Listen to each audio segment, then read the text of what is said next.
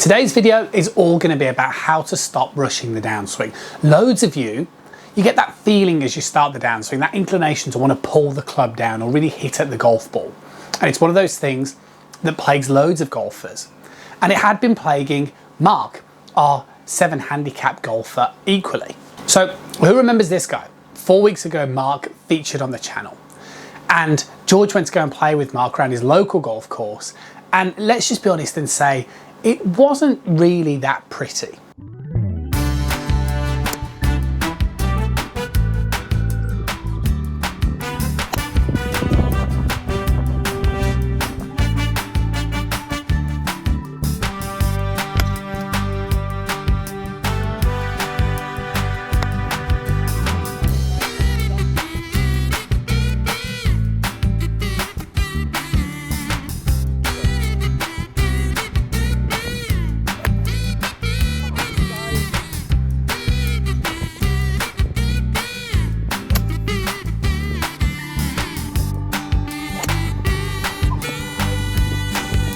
I know Mark, and when we were producing these videos, he'd have seen the comments, and that had put a fire in his belly to make this swing change once and for all, because there were a lot of people that were doubting and there was some criticism, and that's why I really respect the people that are coming onto the channel to showcase their development, because not only is it putting me under pressure to show the development, it puts them under a bit of pressure to make sure they do get the development, but it's the best thing for all of us because we can actually see how people do get better. And today, Mark is going to be a truly fantastic example of exactly how to start the downswing, and it's going to share it with you guys as well too. So after that round of golf, we had a few back and forth ideas, a few chats via our my WhatsApp conversations, them offering a few tips, offering a bit of, kind of constructive criticism of what he should be working on to make sure that thing doesn't happen again. That sort of horrid over the top move. And I would say, transparently, we saw some progress. But let's fast forward to just a few days ago. We arranged a game of golf together. Sadly, those of you that are in this country realise how bad the weather is. We are still getting torrential rain, and we decided to go up to 4 Ashes instead and go and thrash out a few golf balls and talk about a few ideas to see how we could progress instead.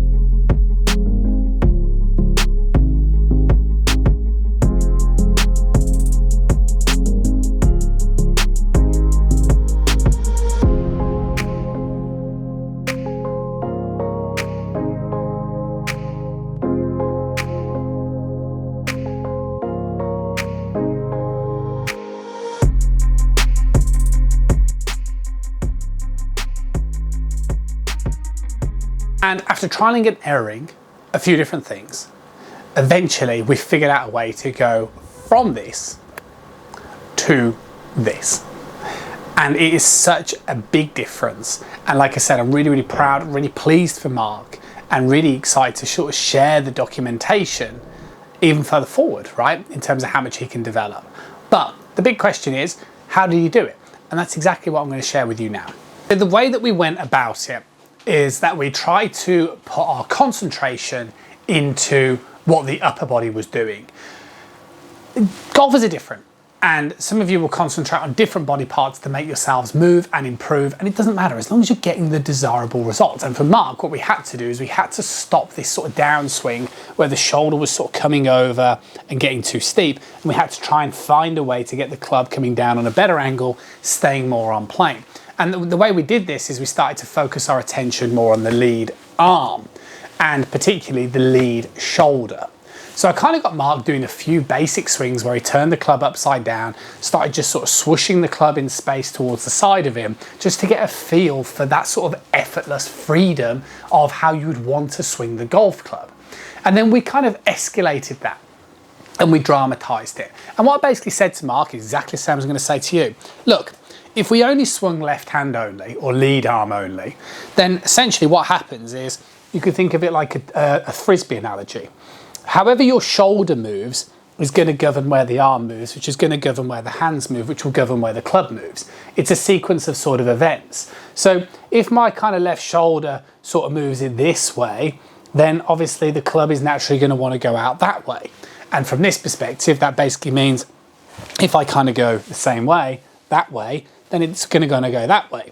So for Mark, what we had to do is we had to get the feeling of the shoulder moving more to the right of his target. And it was almost like it was moving in a slightly upward fashion as well. Bell's going to be ringing for a few of you. And I've seen this recently on the comments on the YouTube channel. Some of you are going to be going, well, hang on a second, aren't we supposed to go hip down? Aren't we not supposed to go shoulder up? It depends on the individual.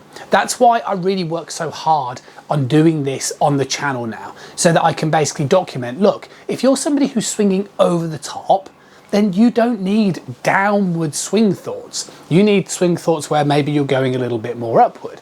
If you're somebody who is swinging too much this way, then you need more downward swing thoughts. It's how it works. Now, at the moment, what we're seeing on the channel is that we have Neil, Lynn, Mark, Martin. We have golfers that are generally struggling in that sort of first move. So these golfers are kind of a little bit over the top and getting too steep. So we're seeing quite a lot of upward movements, which is why you're seeing this sort of narrative on the YouTube channel of a lot of upward conversations. But myself, George, and other golfers that you're going to see on the channel are not the same. So in the upcoming weeks, you're going to see a lot of hip discussions again back onto the channel. Anyway, back to Mark. So what was happening is when I was using with Mark, I was kind of saying, look, if you move your lead shoulder to the right of the target as you initiate the downswing, what this is sort of helping him do is trigger an element of linear motion without him having to think about it, but it's also helping him at the same time drop the club down more on plane as opposed to going too much this way and swinging over the top, right?